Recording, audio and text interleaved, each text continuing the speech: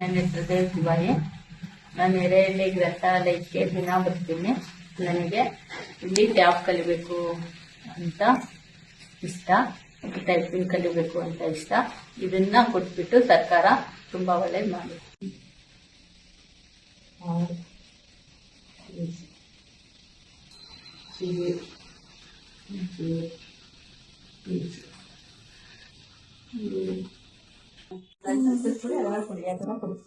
ಆಯ್ತಾ?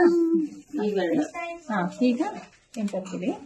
ಈಗ ಮತ್ತೆ ತಿರ್ಗಾ ಇವಾಗ ಸಿಂಬಲ್ ತೋರಿಸ್ತೀವಿ. ಯಾವ್ದಲ್ಲ ಇವೆರಡು ಸ್ಪೇಸ್ ಝೆಡ್